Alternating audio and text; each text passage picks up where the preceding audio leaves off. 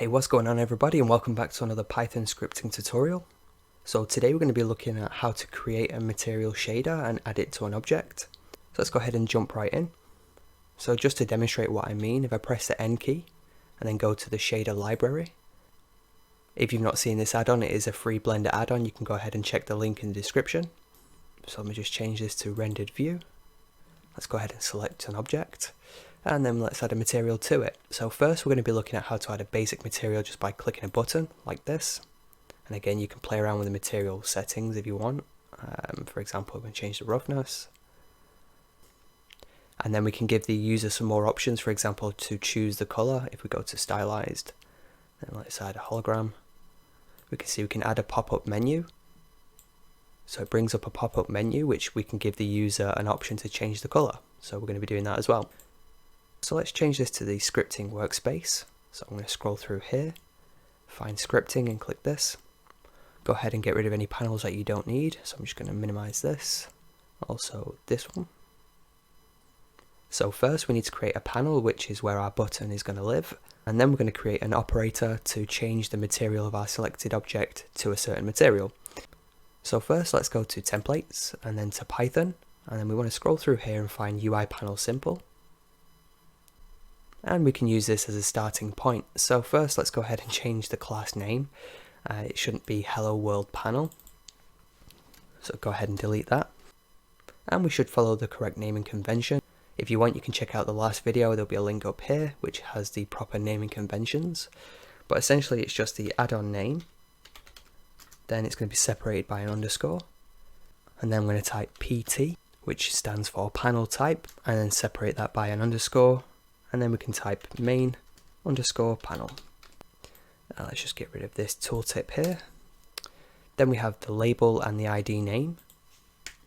Well, the ID name can be the same as the class name, so I'm going to copy this and just paste this in here. And this is the identifier for this panel. The label is the name on top of the panel, so if we press N, go back to the shader library, we can see up here it says the shader library. So the label here, we can change this to add shader panel, something like that. And then the next three lines are just telling it where to live. So for example, right now by default it'll be over here in the properties menu. So we see the space type is properties, which would be this one here. And then the context is object, so we go down to object here. And then if we hit run script, it'll be in here, but we don't want it here. We want this in the 3D view. It makes more sense to have it in the 3D view. But let's change the space type from properties to view underscore 3D. Then the region type is going to be UI. So it's going to be inside this toolbar here. And then for the context, actually it's going to be category. So let's change this. For the category, we want to create a new tab here. So let's just get rid of all this. I'm going to hit apostrophe twice, and then within here we can just type the name of your new tab. I'm just going to type new tab for now. And there we go. Since we changed the class name, we would need to change it in the register and unregister. So again, delete this and just paste it in here. But what I'm going to do is I'm going to get rid of all of this and then just replace it with the new registration method. So you might have seen a previous video on that. You can click a link up here to check out the full scripting playlist. But what I'm going to do is just download the snippet that I created last time, and if you guys want to use it too, just head over to the blog. There'll be a link in the description to take you to this page. If we scroll down, you can watch the video here and go through it, or if you want, just scroll down to this last link and just click this. It'll take you to paste bin, where you don't have to download it. You can do if you want to, but we can just copy and paste all of this into our script. So let's go back, paste this in, and then all we need to do is just add our class names here. Let's go back up, copy this, and then paste it in. So now if we go over to the run script button, click this, we have a new tab down here, and we can see it says the add shader panel, and it has a whole bunch of useless stuff inside it right now. So let's go ahead and get rid of all that. So we could keep the button, this operator, but let's get rid of everything else. We want to keep the layout equals self.layout. Now one problem we'll run into if we hit run script, it just disappears. And if we go down here, it'll kick up an error message. So row isn't defined. So let's just get rid of row and just type layout. So layout.operator. or you can go ahead and define the row. It's entirely up to you. Now if we hit run script, it shows up as it should. We get rid of the default cube here, press a button, it just adds a new cube. So that's fine, but we don't want to add a cube, that's just boring, so let's get rid of this. Delete that for now. And then when we create the operator, we can just put the identifier name here. So let's go ahead and create the operator now. Let's just make some space. And then on the beginning of a new line, we're just going to type class. And again, following the naming convention, add-on name, underscore OT for operator type, underscore, then add, underscore basic. And then open and close parentheses, add a colon. And then within here, we're going to type bpy.types.operator. And again, let's give this a label and an ID name. BL underscore label equals quotation quotation. And this is going to be the name on the button. So you can see over here it says add cube. So when we change this, it's going to be add shader. Or actually it's going to be basic shader. So then next, if we add the BL underscore ID name, again, this is the identifier name. So anytime we want to call this operator, we're going to use this ID name. Quotation quotation. So within here, the name's going to be a bit different from the other identifier names. So I'll show you what I mean. So I'm going to type add-on name in lowercase. Then instead of separating it with an underscore, I'm just going to add a full stop. And then add basic, which is the name of this operator. Then I'm going to separate that with an underscore and type operator. So let's go ahead and copy this and paste it into here. And then make sure we register and unregister this. So go to the class name, copy this. So go down here to our list. Right after this one, I'm going to add a comma. And I'm just going to paste the new class name in. And there we go.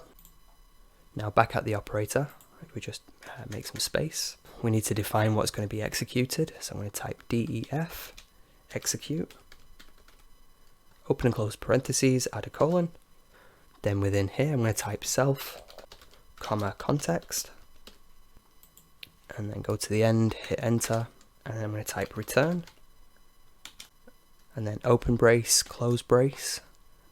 Then inside here, apostrophe twice. And then in between the apostrophes, I'm going to type in capitals, finished. So anything we add in between here will be executed when the button is pressed. So let's go ahead and create a new material. Let's first create a reference to that material. So I'm going to call this material underscore basic. Again, you can call this whatever you want. Equals bpy.data.materials.new. Then open and close parentheses. Inside here, I'm going to type name equals and just give this a name. So now if we hit run script, you can see it updates this to now add a basic shader. Let me just open this panel so you guys can see what I'm doing. If we go down to the material tab, down here, we can see by default, you won't have any of these, but you will have this basic material here. If we go over to the add basic shader, click this. Now it should add a basic material if we click it, and there we go. So it says basic.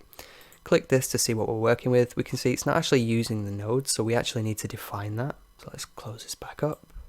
So after here, we already have the reference to the material, so we can say material underscore basic dot use underscore nodes equals true. So then if we run script and do it again, it will now be using the nodes. Again, you can test if it's working before you move on. Just add one more line of code. If we go down here and let's type bpy.context.object, which means any object that we have selected, then .active underscore material equals, and then we just want to copy this, material basic, and there we go. So now again, if we run script, so now as soon as we click this button, it will assign that new material, basic 002. So now if we just close this again, I'm going to make a bit more space over here. And then I'm going to split this window and change this to the shader editor, just so we can see what we have. So now let's say we wanted to have a certain color, let's say we wanted to have red. So to do that, we need to first create a reference for the principled shader. So over here, I'm going to type principled underscore node equals, then material underscore basic dot node underscore tree dot nodes dot get. So we can remove, we can get, we can add new ones, we can do pretty much what we want. Then open and close parentheses. And then within here, we just want to type the name of the node that we want to get. So this is going to be the principled shader. So apostrophe twice. Then within here, I'm going to type principled BSDF in capitals. And now we have this. Let's go down. Now, since we've referenced this node, we can just copy this reference, paste this in here. So we're saying this node, we want the color to be a certain color. So principled underscore node dot inputs, open and close brackets. Then within here, we just need to type the index number, and the index number for the base color would be 0, since that's the first input. So we can see this is the first input, and the way Python works, the first one is always 0. And if we hover over this option, if you have the tooltips enabled, we can see there at the bottom, principled BSDF dot inputs 0. And again, if we click this, just change this color, we can see down here, it says the same thing, dot inputs 0.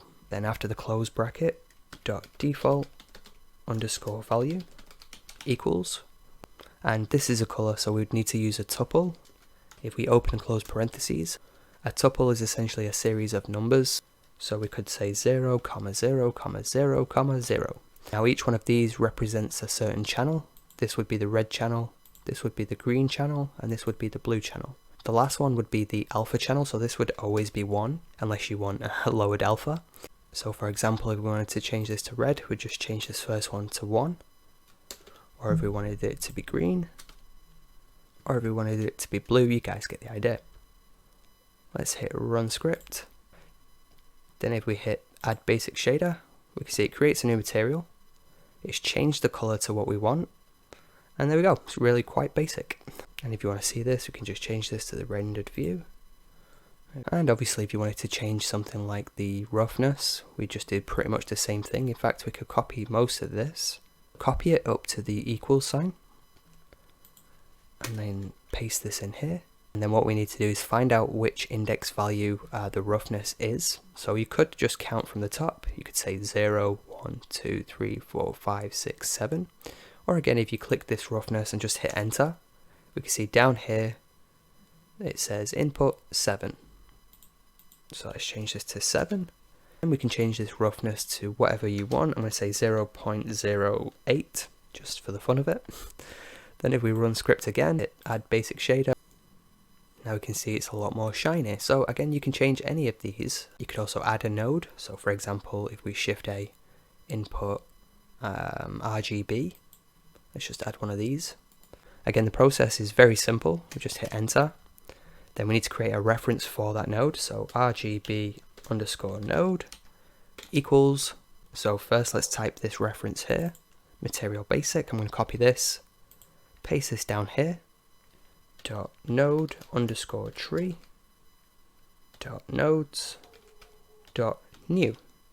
And then if we open and close parentheses, within here we can just type the name of the node that we want to add. Again, if you add the node and then come down here, we can see that the type is a shader node RGB. So that's all we need to type here. I'm just going to add an apostrophe twice and then just type it out. Shader node RGB. And then hit run script, add the shader. You can see it adds this RGB down here. And then we can do stuff like define its location. So I'm going to copy this part here, paste this in, dot location equals, open and close parentheses, and then within here, let's say minus 250 by 0. So this column would be left or right, negative would go left, positive would go right. This column is for up and down. Again, negative would go down, positive would go up. So if we run script, make sure we separate this with a comma, not a full stop. That was my bad. Run script, and there we go. So again, it kicked up an error message just to tell me that the RGB node.location, it had invalid syntax. I was using a full stop rather than a comma. then hit the button, and there we go. So now it's moved over here. Now one last thing I'm going to do is just connect this up to the base color. So connect the output of the RGB to the input of the principled. So first I'm going to type material underscore basic dot node underscore tree dot links, which is the name for these connections, dot new, then open and close parentheses, and then within here we can just type the name and the index numbers of the nodes that we want to connect. So we want to connect the RGB node and the principled. So let's first select the RGB node. It doesn't really matter which order you do this, to be honest. As long as they're both within here, then it doesn't really matter. So I'm going to paste this in. So this is an output. Let's go to RGB underscore node dot outputs, open and close bracket. We only have one output, so it's going to be 0. Then after the bracket, I'm going to add a comma, and then we're just going to type the name of our second node, which is this principled node. Copy this, paste it here. We want this going into the input here. So principled underscore node dot inputs, open and close brackets, and this is also going to be input 0. Now if we run script just to test this, press the button, and there we go. We can see this is now connected to the base color. Now one thing you might want to do, if you've got a whole bunch of connections, we can actually create a convenience variable. So if we type link equals, and then go down here to this and copy all of this up to where it says new. So copy it and then delete it. Then over here we're just going to paste this in. So now instead of typing all this, we only need to type link. So I'm going to copy this and paste it in here. So if you have more links in the future, you can just type link, open and close parentheses, and then just add the 2 nodes in here. So hopefully that makes sense. So this button is okay, but it's boring, it doesn't have any functions to it, so let's go ahead and change that. So let's change this operator to a pop-up dialog box. Within this operator, let's go to where it says finished. This is just finishing the execution. So after this I'm going to hit enter. We can see it's still indented, which is good. DEF, invoke, open and close parentheses, add a colon. Then within here I'm going to type self, comma context, comma event. And again, we've covered the pop-up dialog box in a different video. If you want to check it out, there'll be a link up here. Here I'm going to type return context dot window underscore manager dot invoke underscore props underscore dialog, open and close parentheses, and then in here I'm going to type self. And that's it. That's all we need to do to change this from an operator to a pop-up dialog box. So let's run script, see how that works. And there we go. You can see it just adds this very basic, very plain pop-up dialog box. We click OK, it'll create the material, but we have no options. There's nothing there. So let's give the user that option. Back at the top here at the operator, I'm going to make a bit of space. So we're going to be creating a property. First, let's give it a reference name. I'm going to call this call equals bpy.props.float vector property. Then open and close parentheses. In here, I'm just going to give this a name real quick. So name equals color. And then now if we hit run script, click the shader, now we can see we have this float vector. And again, a float is just a decimal number value. So we can see it gives us this float vector here. So it's 3 different float values. They're not connected to anything, so if we click OK, nothing will happen. So real quick, if we come down here where it says principled underscore node dot input 0 dot default value equals this, well, it no longer equals this because we're overriding it by plugging in this RGB. So actually we could get rid of this, it's no longer being used. And if we go back, just Control Z, I'm going to copy this and delete it. Then go to the RGB node because this is actually controlling the color now. Remember, if we want to change this color. So hit enter. I'm going to paste this in, and instead of this being a principled underscore node, I actually want to change this to an RGB. So I'm going to copy this and paste it here. Now we need to make sure that we change the input to output because remember, this is an output color.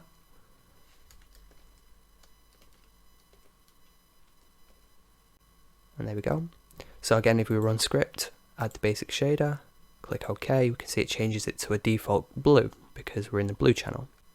But we don't want this to be blue, we want this to be whatever colour the user wants. So let's get rid of this tuple here, delete this, and we just want to use this reference. So to do that we need to type self.col, and then if we hit run script, add basic shader, anytime we change this now it will change the colour, or it should do, but we will run into a problem. So let's just change this to 1 and see what happens. Click OK. So now we can see it kicks up this error message and it also kicks it up down here. So let's just read this real quick. So it's a value error. The sequences of dimension should contain 4, not 3. So when we click this button, we can see we only have 3 values, but the color needs 4 values because red, green and blue, and then the alpha, as we mentioned before. So to fix that, let's go back to the property here. After color, I'm going to add a comma, and I'm going to type size equals 4. So now if we run script, it should give us 4 options, which it does. So if we wanted this to be red, we'd hit 1, 0, 0, 1, because again this is the alpha, and hit OK. So it works, it changes the colour, but it looks horrible. So I want to change it from this to where we get a single colour that we can choose from. So we just need to do one more thing, and that is to define the subtype. So I'm going to go here and type subtype equals apostrophe twice, and then within here, in capitals, I'm going to type color underscore gamma. If we run script, and I forgot to add a comma here, every time, so you can see we need to separate things by a comma. I didn't add one here, and there we go. And then one last thing I might want to do is define the default color. So again, add a comma, then type default equals, and then open and close parentheses. Then in here we just add a tuple again. There we go. Now if we run script, add the shader, see we have a default color. We no longer have those 4 values. We can choose whichever color we want, and then click OK. And there we go. So now you could take this further and create some awesome materials and get more complex. For example, if I go to stylized and then down to stylized potion, we can see this is one of the options that we have. We can change the 2 colors, but we can also animate the shader. Like by default it's not animated, but if we click this button we can actually change the start and end frame. And again, this layout stuff we have covered in previous videos, so be sure to check them out. But yeah, click OK, and now we have this animated shader. So I will upload this script if you guys want to use it as a template, or if you just want to check it out, that's entirely up to you. There will be a link in the description below. So hopefully this video helped. If it did, hit that like button. As always, thanks for watching, and I'll see you next time.